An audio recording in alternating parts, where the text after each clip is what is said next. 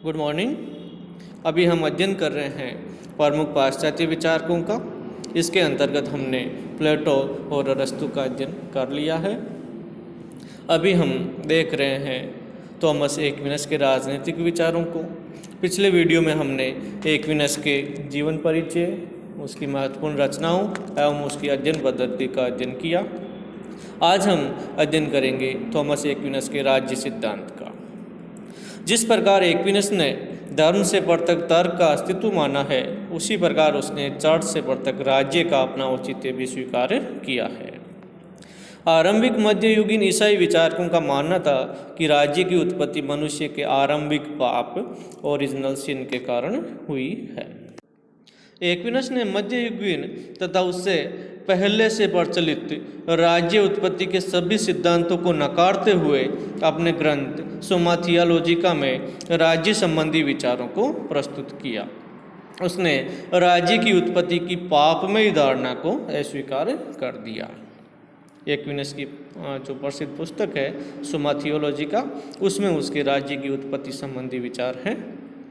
वह अरस्तु तथा प्लेटो जैसे यूनानी दार्शनिकों की तरह यह मानता था कि मनुष्य राजनीतिक तथा सामाजिक प्राणी है और राज्य की आवश्यकता केवल इसलिए नहीं है कि वह मानव की बुराइयों को रोकता है, बल्कि इसलिए भी है कि राज्य के बिना व्यक्ति अपना संपूर्ण विकास नहीं कर सकता।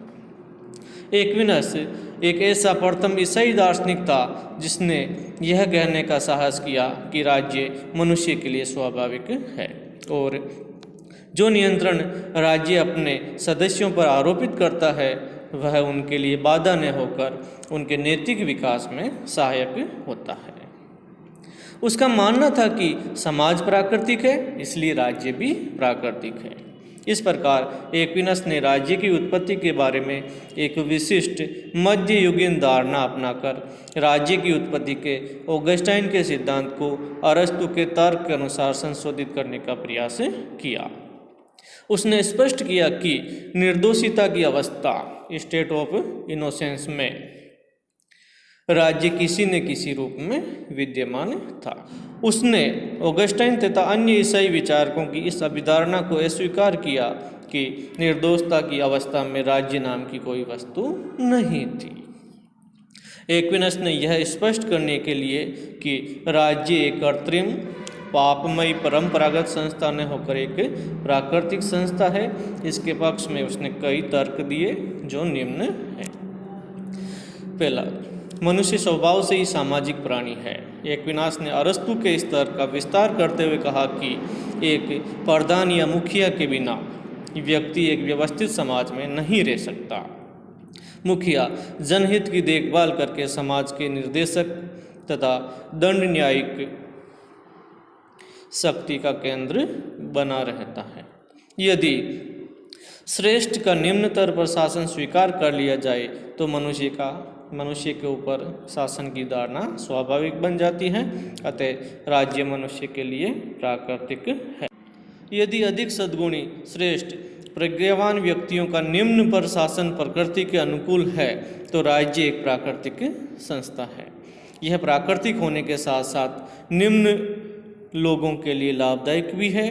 इससे उनको अपने व्यक्तित्व का विकास करने के अवसर प्राप्त होंगे। अगला तर्क है, एक्विनास का मानना है कि व्यक्ति अपनी आवश्यकताओं की पूर्ति के लिए दूसरों पर आश्रित रहता है। इससे अच्छे जीवन के लिए सेवाओं का स्वाभाविक आदान प्रदान होता रहता है। इसलिए समाज और राज्य मानव प्रकृति की पूर्ति पर आधारित है, वह मनुष्य के पापमय जीवन पर निर्भर नहीं है, आधारित नहीं है। एक्विनस का यह विचार कि राज्य का लक्ष्य सद्गुणों का विकास करना है, सरकार के कर्तव्यों के संबंध में एक रचनात्मक दृष्टिकोण प्रकट करता है। उसके मतानुसार शासक का पद समस्त समाज के लिए होता है, सामाजिक हित में योगदान देने में ही उसकी सार्थकता है। उसका मानना है कि समुदाय को सद्गुण युक्त जीवन की प्राप्ति में सहयोग देना ही शासक का प्रमुख कर्तव्य है। उसे शिक्षालयों, चर्चों व बाजारों का प्रबंध करना चाहिए, मापतोल की समुचित प्रणाली का विकास करना, गरीबों के भरण पोषण की व्यवस्था करना, सड़कों को चोर डाकुओं के भय से मुक्त करना, जनसंख्या पर नियंत्रण रखना, पुरस्कार व दंड की व्यवस्था के माध्यम से प्रजा पर नियंत्रण रखना उसके प्रमुख कर्तव्य है। उसे इस बात का ध्यान रखना चाहिए कि राज्य की भौतिक अवस्थाएं उच्चतर लक्ष्य अर्थात मोक्ष प्राप्ति में सहायक हो। इस प्रकार थॉमस एक्विनस ने शिष्टाचार व रीति रिवाजों की समानता को राज्य का आधार बताकर आधुनिक राष्ट्रीय राज्य का समर्थन किया है। यद्यपि एक्विनास ने काफ़ी हद तक अरस्तु का अनुसरण करके शासक के कर्तव्यों पर जोर दिया, लेकिन वे ईसाईयत के प्रभाव से बच नहीं सके। उसने यह कहा कि राज्य मानव प्रकृति पर आधारित है, परंतु वह यह कहने को भी विवश हुआ कि राज्य ईश्वर द्वारा स्थापित किया जाता है। राजनीतिक समाज की उत्पत्ति सहज सामाजिक प्रवृत्तियों का ही परिणाम है। उसका विचार है कि सभी राजनीतिक अधिकारों का स्रोत ईश्वर है, जो सभी वस्तुओं का सर्वोच्च शासक है। शासन करने का वेद अधिकार समूचे समुदाय को ईश्वर से ही प्राप्त होता है। इस प्रकार एक्विनस ने अरस्तु के राज्य की उत्पत्ति के सिद्धांत का ईसाईयत विचारधारा में समन्वय करके अपने सिद्धांत की आधारशिला रखी। आगे चलकर 18वीं शताब्दी में रूसो, बर्क तथा अन्य विचारकों ने इस सिद्धांत की प्रशंसा की।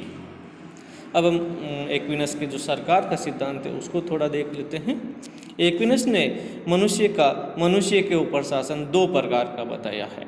पहला पाप से उत्पन्न दासता का रूप होता है और दूसरा सहज सामाजिक प्रवृत्ति से उत्पन्न नागरिक सरकार के रूप में होता है। सरकारों का वर्गीकरण करने में एक्विनस ने अरस्तु का अनुसरण करते हुए राजतंत्र, अभिजात तंत्र, सर्वजनतंत्र, निरंकुश तंत्र, धनिक तंत्र तथा जनतंत्र में बांटा है।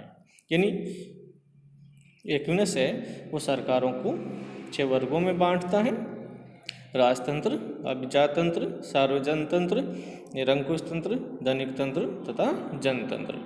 इनमें से राजतंत्र सरकार का सर्वोत्तम तथा जनतंत्र निकृष्ट रूप है, ऐसा मानना है एक्विनस का। एक्विनस ने राज्य के स्थायित्व, एकता व नियमितता के लिए राजतंत्र का ही समर्थन किया है। उसने इसे सबसे सर्वश्रेष्ठ सरकार मानकर इसकी प्रशंसा की है। तो आज हमने अध्ययन किया एक्विनस के राज्य एवं सरकार संबंधी विचारों का। उम्मीद है ये वीडियो आपको अच्छा लगा होगा। Thank you very much.